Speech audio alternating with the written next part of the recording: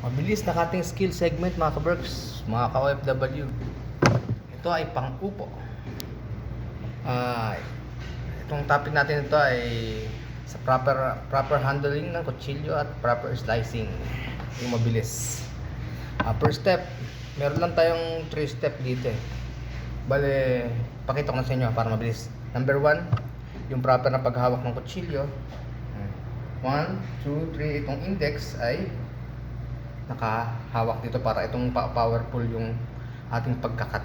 Number 2 step ay yung paghawak ng vegetables. Ganyan mga ka-Berks. Kailangan yung ano mo ay nakahawak yung ating mga fingers na ganyan para guide. Guide ang tawag dito mga ka-Berks. Kailangan nakapasok yung kuko mo para hindi mahiwa. Naka 45 degrees siya papalayo sa kutsilyo, and naka 45 degrees din itong kutsilyo palayo sa iyong fingertips. Ngayon, kailangan nabutan mo lang yung guide para sumusunod sa bawat slice mo mga ka-Berks. Yan yung number 3 steps. Yung kailangan naka 45 degrees ang bawat hawak mo at bawat slice mo, magaan lang siya.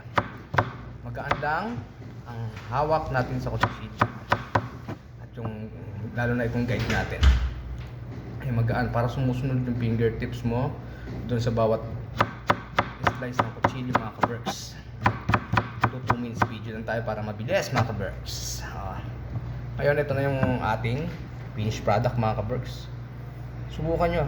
Basta papalayo lang mga ka-Berks, yung kutsilyo naka 45 degrees away from your fingertips. Ito nakapalayo. Ganyan na lang mga ka-Berks ang ating cutting segment, proper cutting segment sa ating upo. Brother Dandy, thank you.